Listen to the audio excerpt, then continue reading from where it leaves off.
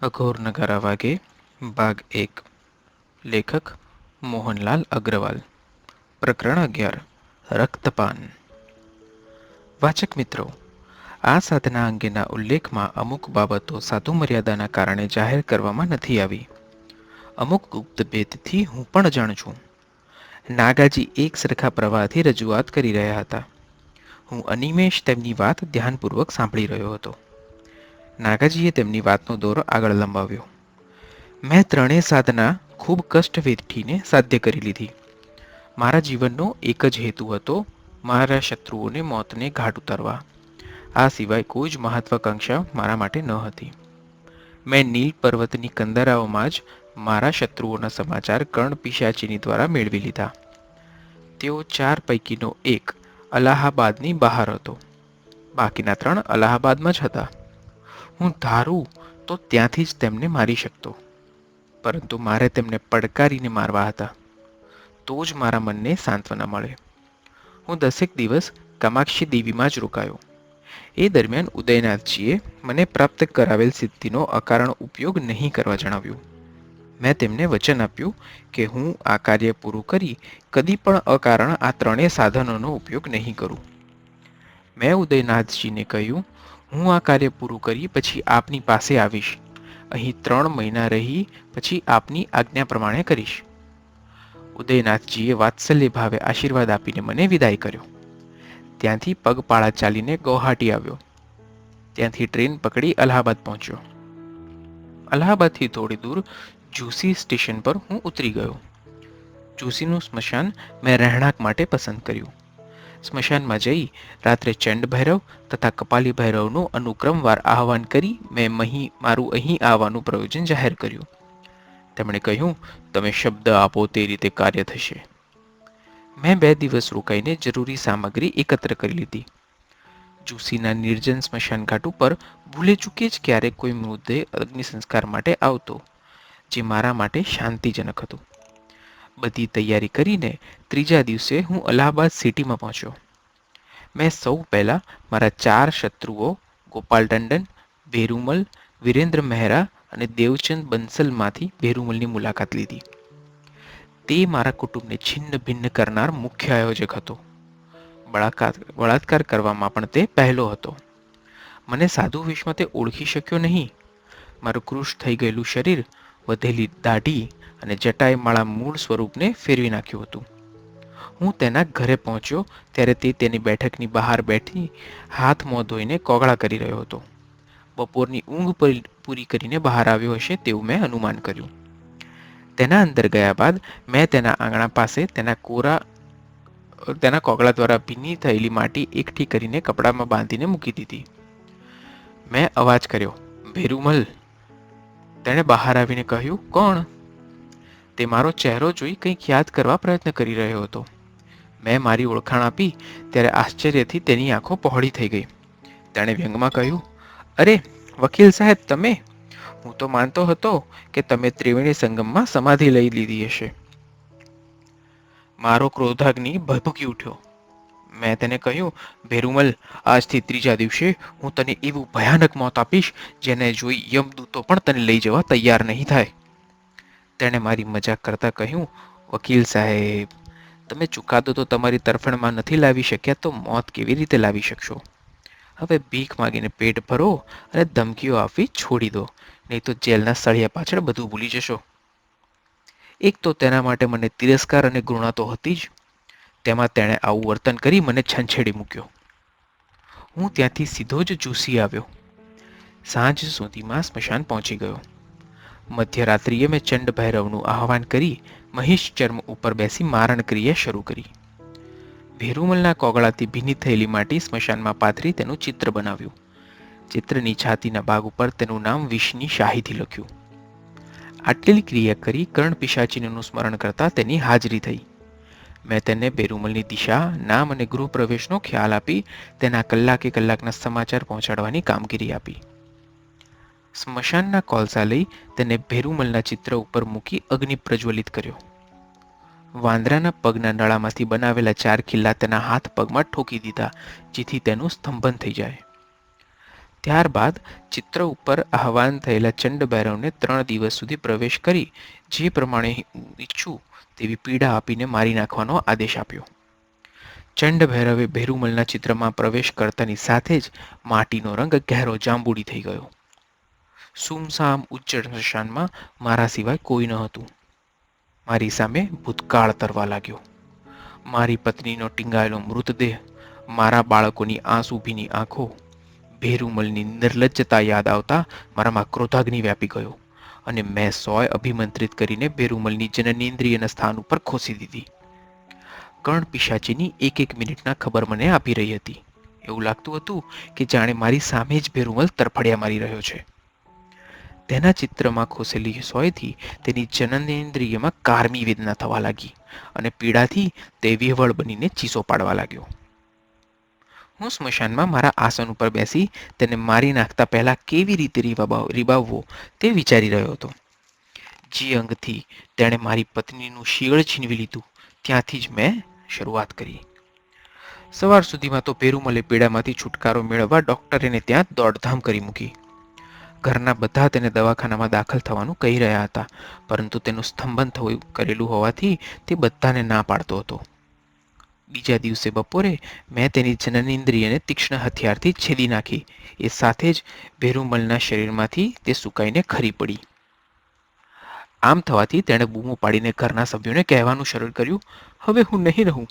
મારો શત્રુ મને મારી નાખશે. તેણે 3 દિવસની મને મુદત આપી છે. એ સમયે મેં બાવળની શૂળ લઈને અભિમંત્રિત કરી તેના ચિત્રમાં જીભના સ્થાને મૂકીને શૂળ ભોંકી દીધી, જેનાથી તે ચિત્કાર કરી ઉઠ્યો. તેની જીભ બંધ થઈ ગઈ. જેમ હું તેને પીડા આપતો તેમ મારામાં ક્રૂરતા વધી રહી હતી. સાંજ સુધીમાં તો તેના સગા સંબંધી અને મિત્રોએ અનેક પ્રયત્ન કર્યા, પણ ભેરુમલની તકલીફમાં તલભાર પણ ઘટાડો થવાને બદલે વધારો થઈ રહ્યો હતો.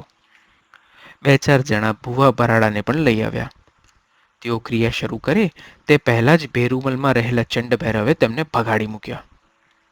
ભેરુમલ સાંજ સુધીમાં બાવરો બનીને કપડાં ફાડવા લાગ્યો. તેના ઘરના કોઈ તેની પાસે ઊભા રહેવાની હિંમત કરતા નહોતા. રાત્રે મેં છેલ્લી ક્રિયા શરૂ કરી. તેના શરીરના આખા ચિત્ર ઉપર અંગારા પાથરી દીધા અને મંત્રનો ફટકાર કર્યો. આ તરફ તેના આખા શરીર ઉપર દાઝી ગયા જેવા ફોડલા ઉપસી આવ્યા. ભેરુમલ ભયંકર યાતના વેઠી રહ્યો હતો. તેને બધું યાદ આવે તે માટે મેં તેની બુદ્ધિ ઉપર કોઈ જ ક્રિયા નહોતી કરી, જેથી તે બધું યાદ કરી શકે. તે પછડાટો ખાઈને હાથ જોડીને બધાને કંઈક કહેવા માંગતો હતો, પણ તે બોલી શકતો નહોતો. તેના મોઢામાંથી રક્ત ધીમે ધીમે બહાર આવી રહ્યું હતું.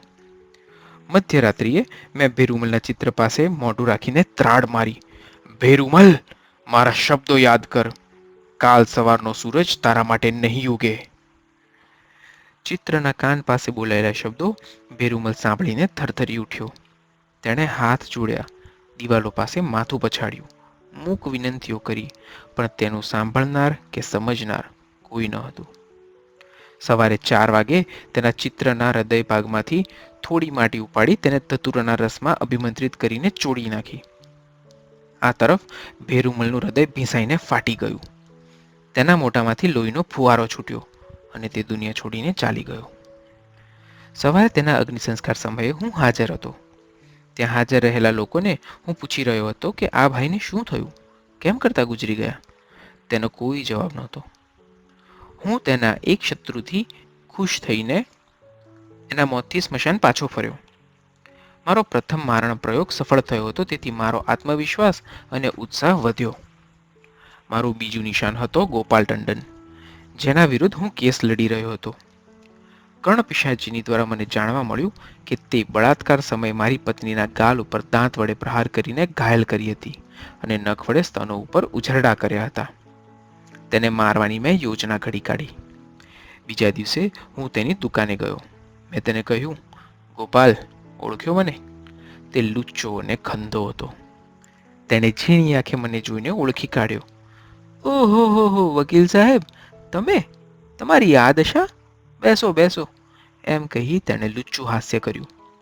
મેં કહ્યું, ગોપાલ, તને પરસ્ત્રીના શિયળ સાથે ખેલવાનો બહુ શોખ છે, ખરું ને?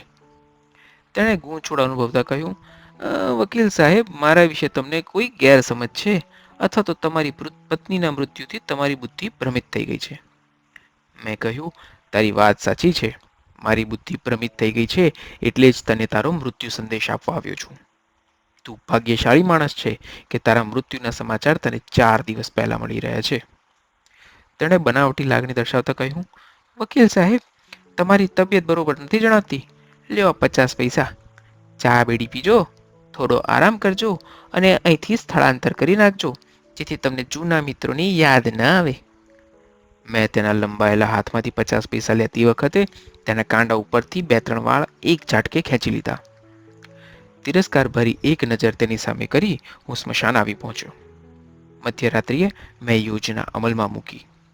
સ્મશાનમાં એક નાનો ખાડો ખોદી તેમાં કુવડ અને કાગડાની પાંખ વચ્ચે ગોપાલના વાળ મૂકી સ્મશાનમાંથી બળેલા હાડકાં એકઠા કરી તેનો ખાડો પૂરી દીધો.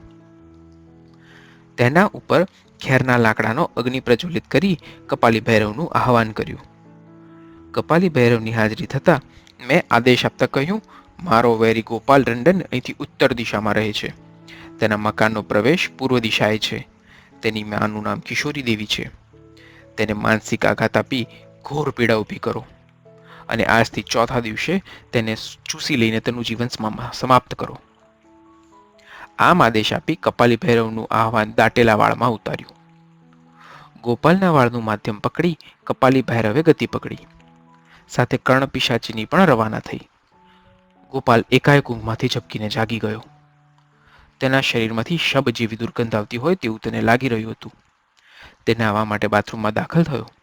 તેણે જોયું કે બાથરૂમની દિવાલો લોહીથી ખરડાયેલી છે. નીચે તાજા માંસના ટુકડા લોહીથી ખરડાયેલા પડ્યા છે. આ દ્રશ્ય જોઈને તે ધ્રુજી ઉઠ્યો. ભયથી ચીસ પાડી ઉઠ્યો. બાથરૂમમાંથી દોડી તે પોતાના રૂમમાં જતો રહ્યો. તેણે પોતાની પત્નીને જગાડી.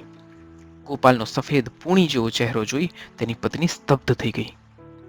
મહા મહેનતે ગોપાલે બાથરૂમ તરફ આંગળી ચીતીને કહ્યું, કોઈનું ખૂન થયું લાગે છે. તેની પત્નીએ બાથરૂમમાં દ્રષ્ટિ કરી. ત્યાં કાંઈ જ ન હતું.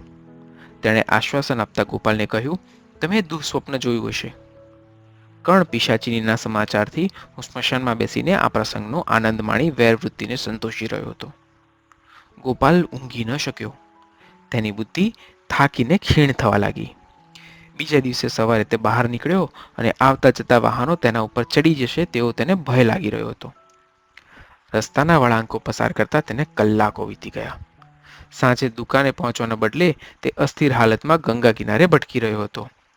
ભૂખ તરફનું તેને ભાન ન હતું. ગંગા કિનારે પથરાયેલા ઘાસ ઉપર તે બેઠો અને બેધ્યાનપણે તેણે ઘાસને મુઠ્ઠી ભરી ખેંચી લીધું. તૂટેલા ઘાસમાંથી રક્તબિંદુઓ ટપકતા જોઈ તે ચીસ પાડીને બેભાન થઈ ગયો. તેના ઘેર તેની શોધખોળ શરૂ થઈ.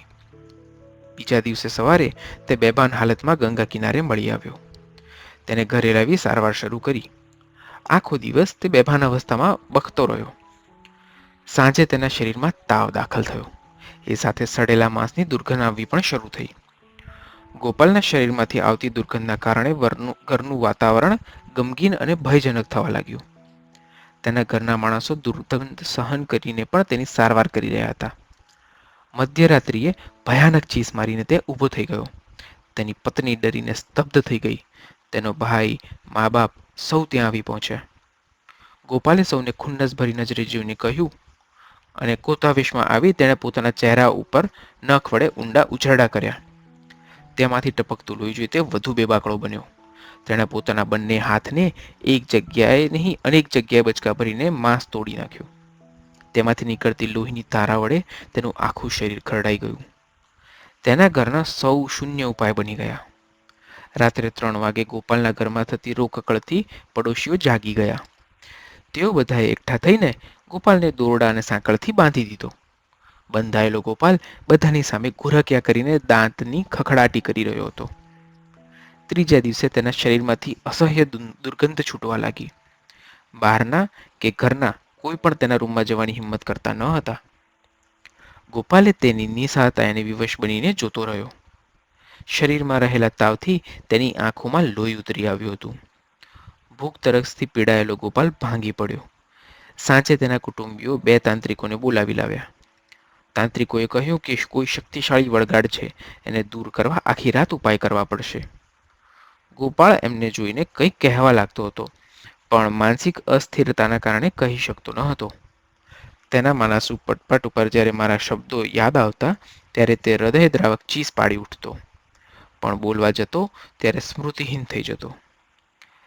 તાંત્રિકોએ ધૂપ ધુમાડા કરી વાતાવરણમાંથી દુર્ગંધ દૂર કરવાનો પ્રયત્ન કર્યો. તેમણે મંત્રોચ્ચાર કરી ગોપાલ ઉપર પાણી છાંટ્યું, પરંતુ ગોપાલને લાગ્યું કે તેઓ લોહી છાંટી રહ્યા છે. તે ગાંડો તૂર થઈ ખળભળી ઉઠ્યો. બંધ કરો, રહેવા દો, એમ તે ગરજી ઉઠ્યો. તાંત્રિકોને સમજાવ્યું કે અમારા છંટકાવથી અંદર રહેલું ભૂત ત્રાસ પામી રહ્યું છે, એટલે એમણે ફરી પાણીનો છંટકાવ ગોપાલ ઉપર કર્યો. ગોપાલના ત્રાસની સીમા ન રહી. ક્રોધના કારણે તેની આંખોમાંથી લોહી ટપકવા લાગ્યું. આ દ્રશ્ય જોઈ તાંત્રિકોની હિંમત તૂટી ગઈ અને તેઓ અધૂરો પ્રયોગ છોડી પલાયન થઈ ગયા. રાત્રે છેલ્લા પ્રહરમાં તેના રોમરોમમાંથી દુર્ગંધયુક્ત લોહી ટપકવું શરૂ થયું. તેને બાંધી રાખ્યો હતો ત્યાં ચારે તરફ લોહી સુકાઈને જામી ગયું હતું. ટપકતું લોહી જોઈ તેના ઉન્માદે હદ વટાવી. ચોથા દિવસે સવારમાં અમાપ શક્તિ તેનામાં ઉભરાઈ. તેણે દોરડું અને સાંકળ તોડી નાખ્યા. ટપકતા લોહીને અટકાવવા તેણે નખ વડે ઉઝરડા કરીને પોતાના શરીરને ચીરી નાખ્યું. એ જ સમયે મેં કપાલી ભૈરવને તેના રક્તનું શોષણ કરવા આદેશ આપ્યો. કપાલી ભૈરવે ધીમે ધીમે તેના રક્તનું શોષણ કરવાનું શરૂ કર્યું. ગોપાલે ટપકતા લોહીનો સ્ત્રાવ બંધ થતો જોઈ ક્ષણિક રાહતનો અનુભવ કર્યો. તેના ઉઝરડા સફેદ થવા લાગ્યા. ગોપાલ ધીરે ધીરે મૃત્યુ તરફ ધકેલાઈ રહ્યો હતો. મૃત્યુની ઊંઘથી તે ઘેરાવા લાગ્યો. તેની વેદના શાંત થઈ ગઈ. તેનો રક્તહીન દેહ સૂકા પાનની જેમ જમીન ઉપર તૂટી પડ્યો. ગોપાલ ટંડનના મૃત્યુથી મને સંતોષ થયો. 2 શત્રુઓના નાશ પછી મારી વૃત્તિ આદમખોર હિંસક પશુ જેવી બની ગઈ. મારો ત્રીજો શિકાર હતો વિરેન્દ્ર મહેરા. નકશા બનાવવાનું તે કામ કરતો. મેં આયોજન વિચાર્યું. હું ઈચ્છું તો 3 સેકન્ડમાં તેને મારી શકું તેમ હતો, પરંતુ મારે તેને પણ પેરુમલ અને ગોપાલ ટંડનની જેમ રીબાવવો હતો, જેથી તે પોતાના કુકર્મને યાદ કરીને મૃત્યુ માગે, પણ મૃત્યુ તેનાથી દૂર ઊભું રહીને તેને જીવવાની લાલચ આપ્યા કરે. મને લાગ્યું કે વારંવાર જાહેર થવાથી ભેદ ખુલી જશે તો બાકીના બંનેને મારવામાં વધુ સમય બગડશે, જેથી પહેલાં તેને જાળમાં ફસાવી લેવો અને પછી તેનો સંપર્ક સાધવો. મેં રાત્રે ચંડભૈરવનું આહ્વાન કર્યું. તેમની હાજરી થતાં તેમણે વિરેન્દ્ર મહેરાની માહિતી અને નામ ઠેકાણું આપીને કહ્યું, તમે તેની બુદ્ધિ અને મન પર કબજો કરી તેને નપુંસક બનાવી નાખો. પછી જે પ્રમાણે કહો તેમ કરવા માટે વિરેન્દ્ર મહેરાને ફરજ પાડો. ચંડભૈરવે પોતાની કામગીરી માટે અદૃશ્ય થયા. સાથોસાથ કર્ણ પિશાચીનીને પણ આદેશ આપી માહિતી આપવા રવાના કરી. વિરેન્દ્ર મહેરાએ આ બધાને મારા વિરુદ્ધ ઉશ્કેરી મારી પત્ની ઉપર બળાત્કાર કરવાનો વિચાર પ્રેર્યો હતો. બળાત્કાર દ્વારા તેઓ પોતાની શક્તિ અને લાગવકનું પ્રમાણ આપવા માંગતા હતા. તેમની યોજના તો સફળ થઈ, પરંતુ તેનું પરિણામ કેટલું ભયાનક નીવડશે તેનો તેમને જરા પણ વિચાર કર્યો ન હતો. ચંડભૈરવે વિરેન્દ્ર મહેરાના મન અને બુદ્ધિ ઉપર પ્રભાવ સ્થાપિત કર્યો. તે સુનમુન રહેવા લાગ્યો. શરીરમાં અશક્તિ, કળતર અને બેચેની અનુભવવા લાગ્યો. ધીમે ધીમે તે લઘુતા ગ્રંથિથી પીડાવા લાગ્યો. 4-5 દિવસમાં જ્યારે તેની પરિસ્થિતિ મારી ધારણા પ્રમાણેની થઈ, ત્યારે મેં તેને મળવાનો વિચાર કર્યો. બીજા દિવસે હું તેને મળ્યો. તેની ઓફિસના કમ્પાઉન્ડ બહાર હું તેની રાહ જોઈને ઊભો હતો. સાંજે જ્યારે તે ઘર તરફ જઈ હતો ત્યારે મેં તેને બોલાવીને કહ્યું, વિરેન્દ્ર, તારું સ્વાસ્થ્ય કેમ છે? તે વિસ્મય પામી મારી સામે સાશંક દ્રષ્ટિએ જોઈ રહ્યો.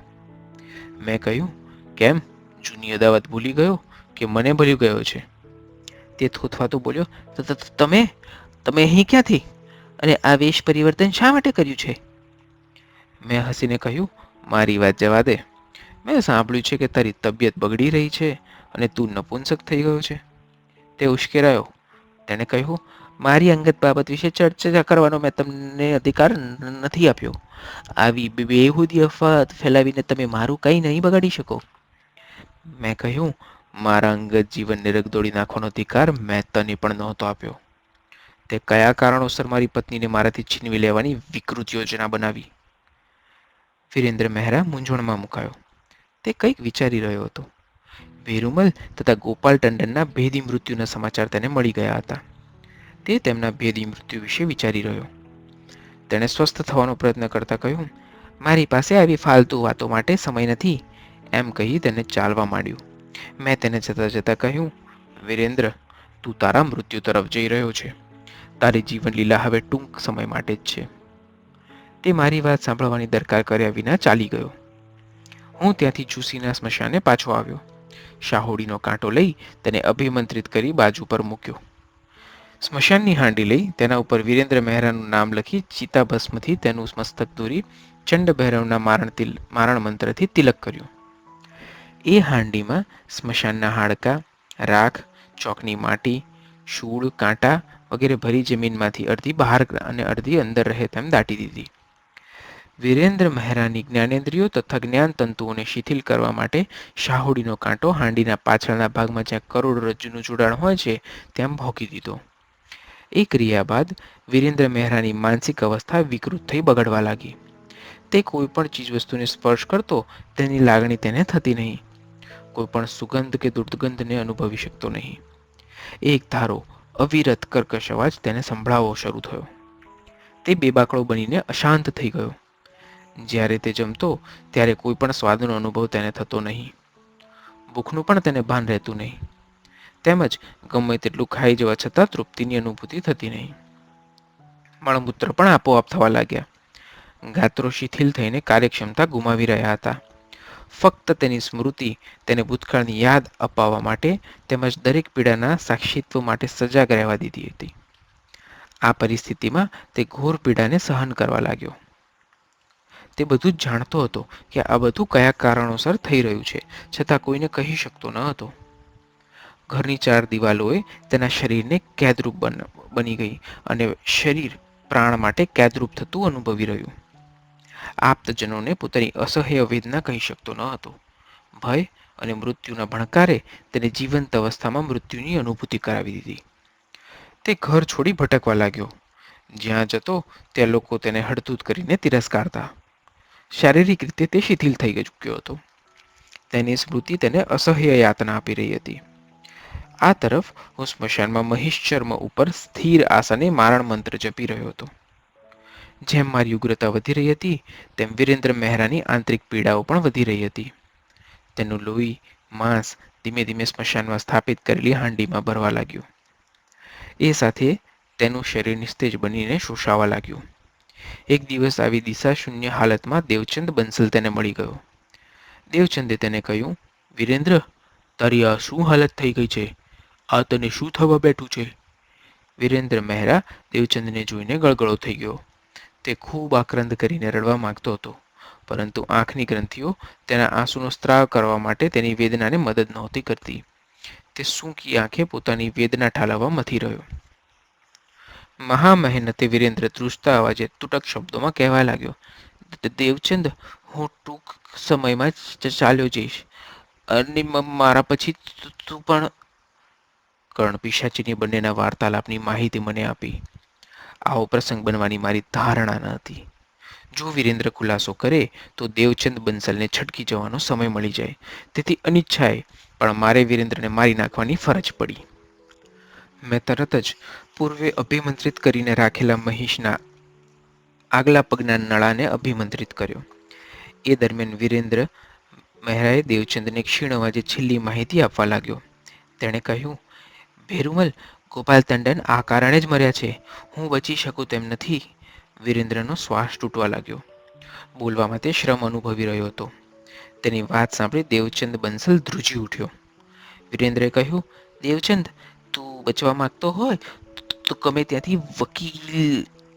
આ તરફ મેં વિરેન્દ્ર મહેરાના મસ્તક ઉપર નળીના હાડકાનો પ્રહાર કર્યો અને મારું નામ બોલે એ પહેલાં તેનો પ્રાણ શરીર છોડીને ચાલ્યો ગયો. હાંડીના ચૂરે ચૂરે થઈ ગયા. તેમાંથી સ્મશાનના હાડકાં અને રાખ, કાંટા બધું જ વિરેન્દ્રના લોહીમાંથી કરડાયેલું ચારે બાજુ વિખરાઈ પડ્યું. વિરેન્દ્ર મહેરાનું મૃત્યુ જોઈ દેવચંદને પોતાનો સમય પણ નજીક આવતો જણાયો. તેના સમગ્ર માણસ ઉપર મૃત્યુનો ભય છવાઈ ગયો. તે ઝડપથી ભાગ્યો. ઘેર જઈને ચિંતાતુર મને તે ભેરુમલ, ગોપાલ ટંડન અને વિરેન્દ્ર મહેરાના આકસ્મિક મૃત્યુની કડીઓ ગોઠવવા લાગ્યો. વિરેન્દ્રના શબ્દોને ભારપૂર્વક સમજવાનો પ્રયત્ન કરવા લાગ્યો. ખૂબ વિચારના અંતે રહસ્યના ઊંડાણમાં તે પહોંચી ગયો. તેણે સચોટ અનુમાન બાંધ્યું કે આ બધાના રહસ્ય મૃત્યુની પાછળ એક જ કારણ છે. એક જ વ્યક્તિ આ કામ કરી રહી છે અને તે છે વકીલ વેદ પ્રકાશ શર્મા જ હોવો જોઈએ. ભૂતકાળના પ્રસંગો ચિત્રપટની જેમ તે જોઈ રહ્યો હતો. તેણે તુરંત જ કુટુંબના સભ્યોને બોલાવી ભયભીત અવાજે વાતની શરૂઆત કરી. મારી વાતને ધ્યાનથી સાંભળશો. હું હવે લાંબો સમય જીવીશ નહીં. ગમે ત્યારે મારા અપકૃત્યનો શાપિત પંજો મને મૃત્યુની ખીણમાં ખેંચી જશે. વાત કરતા દેવચંદ ભયથી ધ્રુજી રહ્યો હતો. તેના ભાઈઓ, પત્ની વગેરે તેની વાત સાંભળીને અનેક જાતની શંકા કુશંકા સેવવા લાગ્યા. સૌને એમ હતું કે દેવચંદની માનસિક પરિસ્થિતિ બરોબર નથી રહી. કાં તો તે પાગલ થઈ ગયો છે અથવા કોઈ ભૂત અને પ્રેતગ્રસ્ત થઈ ગયો છે. તેના મોટા ભાઈએ કહ્યું, તારી તબિયત બરોબર નથી, તું આરામ કર, હું ડૉક્ટરને બોલાવું છું. દેવચંદ ગાંડાની માફક બરાડી ઉઠ્યો. મને કંઈ જ ગાંડપણ નથી, મને પાગલપણું નથી આવ્યું. હું જે કહી રહ્યો છું તે સ્વસ્થપણે કરી રહ્યો છું. જુઓ, મારા મિત્રો ભેરુમલ, ગોપાલ ટંડન અને વિરેન્દ્ર મહેરા અકાળ મૃત્યુને ભેટી ગયા. તેમના મૃત્યુનું કારણ હતું એ જ મારા મૃત્યુનું પણ કારણ હશે. તમે બધા ખોટા વિચારો છોડી ગમે ત્યાંથી વકીલ વેદ પ્રકાશ શર્માને શોધી કાઢો.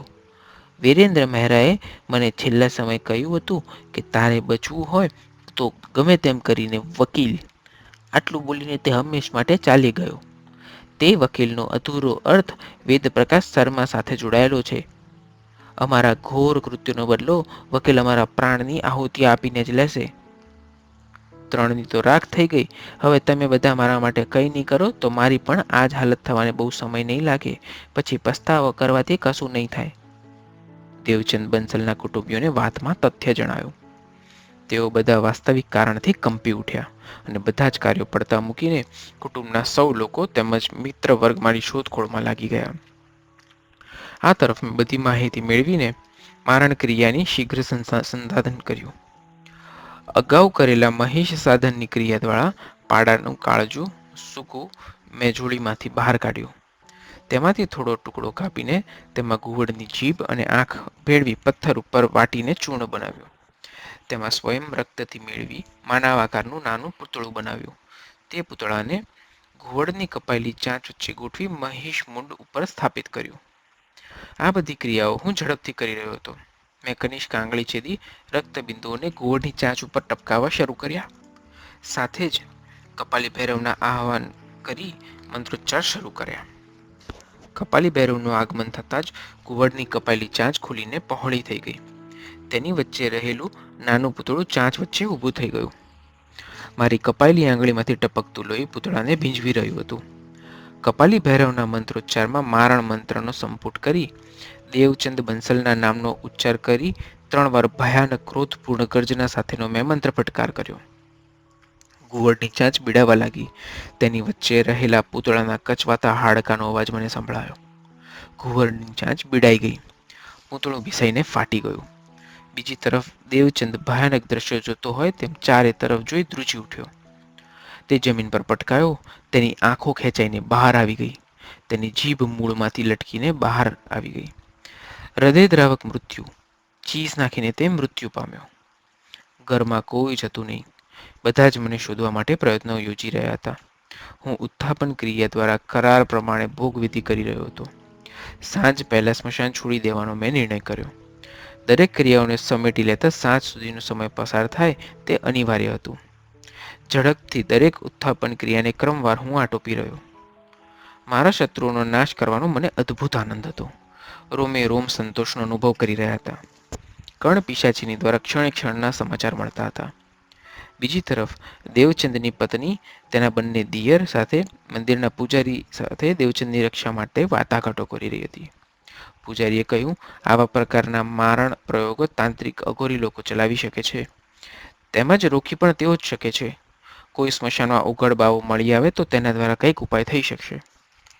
પૂજારીની વાત સાંભળી તેઓ તે વિસ્તારના સ્મશાનમાં કોઈ ઉઘડની શોધખોળ કરવા લાગ્યા. છેક સાંજે તેઓ જુસીના સ્મશાનમાં દાખલ થયા. મેં બધું કાર્ય આટોપીને જવાની તૈયારી કરી લીધી હતી. મને જોઈ તેઓ મારી પાસે આવ્યા. દેવચંદના બંને ભાઈઓએ મને બધી વાત ટૂંકમાં કહી સંભળાવી. દેવચંદની પત્ની પાલવ પાથરીને તેના પતિ માટે રક્ષા હેતુથી પ્રાર્થના કરતી ધ્રુસકે ને ધ્રુસકે રડી પડી. તેઓ જાણતા ન હતા કે હું જ વકીલ વેદપ્રકાશ શર્મા છું, જેણે બાલકનાથ થઈને બધાને મોતને ઘાટ ઉતાર્યા છે. દેવચંદની પત્નીનું કરુણાકરણ જોઈને મને મારી મૃત પત્નીનો ચહેરો યાદ આવ્યો અને મારી દુખતી નસ દબાઈ ગઈ. ઊંડે ઊંડે પડેલો માનવ જાગ્રત થઈને બેઠો થયો. તૃપ્ત વેરભાવનો આનંદ કરુણામાં પલટાઈ ગયો. દેવચંદની પત્નીની આંખોમાં નિઃસહાયતાના ભાવોમાંથી અવિરત આંસુ ટપકી રહ્યા હતા. મારું હૃદય દ્રવી ઉઠ્યું, પણ હવે કાંઈ થઈ શકે એમ ન હતું. કમાનમાંથી છૂટેલું તીર નિશાન પર જઈ ચૂક્યું હતું. મનોવેદનાથી હું અકળાઈ ગયો. દેવચંદની પત્નીને સંબોધીને મેં કહ્યું, મોડું થઈ ગયું. માનવમાં પડેલા માનવને કરુણા ઉપજે છે, પરંતુ સાધ્યદેવ મંત્રને આધીન હોય છે. તેનામાં માનવતા, દયા, કરુણા, પ્રેમ વગેરે કાંઈ જ હોતું નથી. તે બધાને છોડીને ભારે હૃદય હું ચાલી નીકળ્યો અને અલ્હાબાદ છોડી હું કામાક્ષી દેવી ઉદયનાથજી પાસે પહોંચ્યો.